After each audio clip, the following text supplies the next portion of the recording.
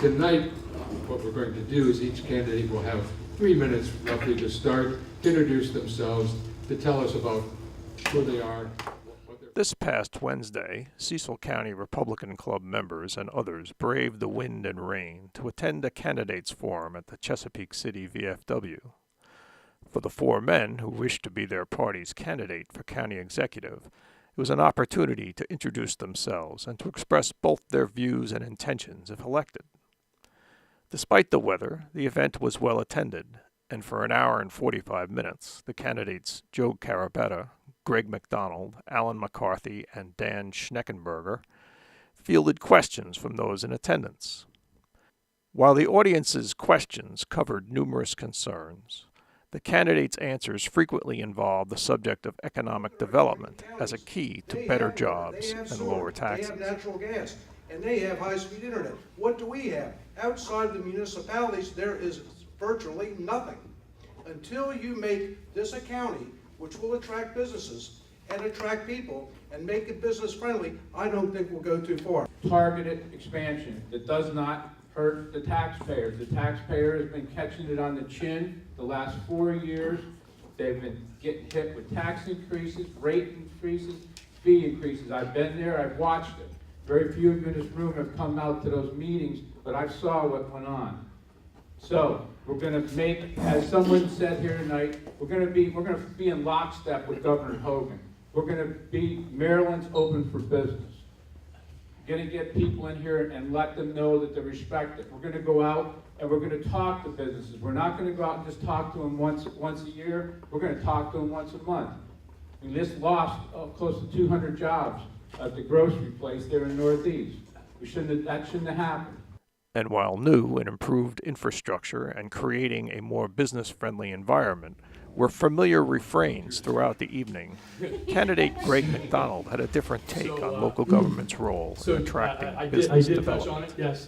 The Department of Economic Development is an unneeded department. If we create an environment where our businesses, investors want to come, then we will not need a Department of Economic Development. The Planning and Zoning and Department of Public Works need to work more closely together. When an investor comes and says, I want to purchase a piece of property, I want to build a building, I want to grow the economy here in Cecil County, we need to have packets in place for stormwater management, runoff, and the environmental impact that will need to be done, instead of requiring our investors to make that investment up front. If any candidate says we do not need an economic development department in 2016 as a way to attract business, I think that is a ridiculous idea. You have to have these departments. You have to have professionals running these departments, and you need to be able to move forward to attract. Attracting economic development is a tough business. We compete with Delaware. They have no sales tax. We have a 6% sales tax.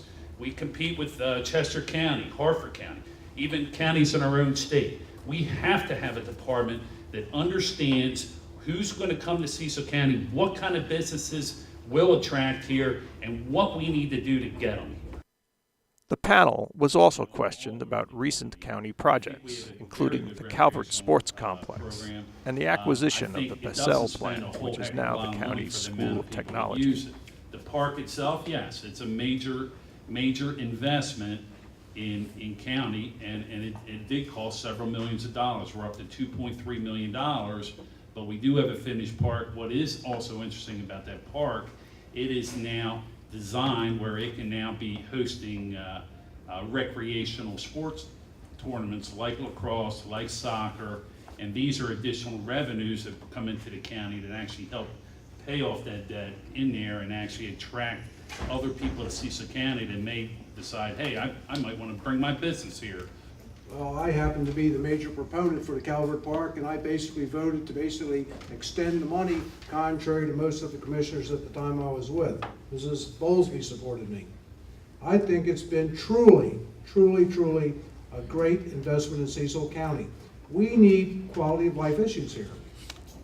People don't want to come to some backwater with nothing to do. These types of things, I think, will attract people, the kind of people that we want, and basically provides great opportunities for our young people. And hopefully, if it keeps one of them off drugs, the project would have been a complete success.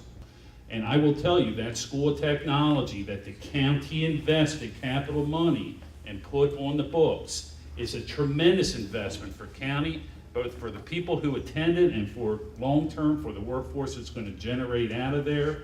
For the very little money that we got, we're up to 510 students in that school, where previously we can only have 245 over at the Bayview School.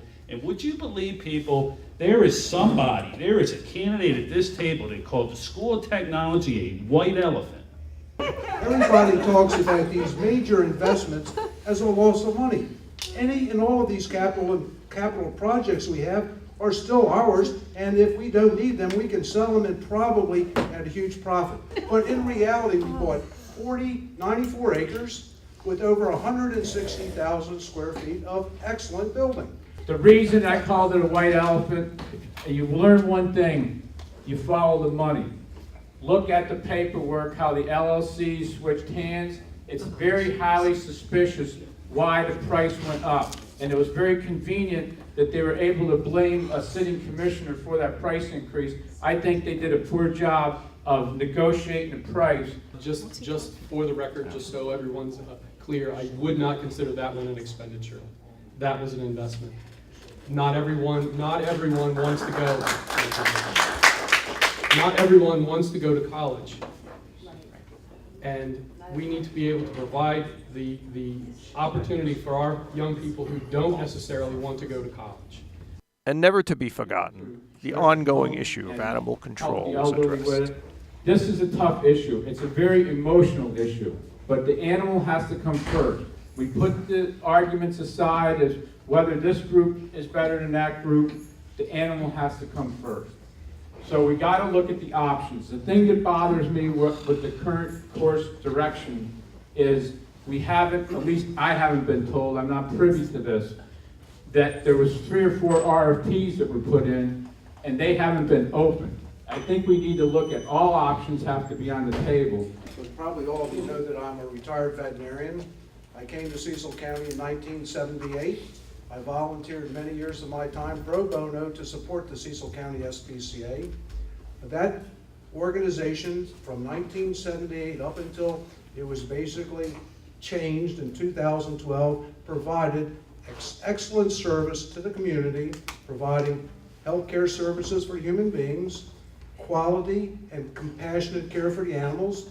And if it was up to me, I would do everything that I could to reestablish the organization which ran it and allow them to take full care of the organization. I'm certain that they could do it in a far less expensive way than it can be done by our county. Right now, the county is looking at an option to bring animal control in-house, but 2 things are going to happen with this. Either it's still going to be a lower cost than what we're paying now, which I think everybody wants, but we still want to take care of the animals, as Joe Carabetta said. It has to be both. That's what I'm looking for. We still are looking for options to go through the end of March. And at this point, we're going to still take our time to make sure we get it right for all those reasons. Why do we want to take our taxpayer dollars and buy a building and hire county employees? Make a fixed contract negotiation with a qualified provider to make sure that our animals are taken care of, ensure that it is audited appropriately. Then we know we have a fixed cost for the county, and we don't have to worry about rising healthcare costs and excessive or additional costs for salary. All in all, the discussion was polite, sometimes collegial, and seemed far removed from the too familiar theatrics on larger political stages.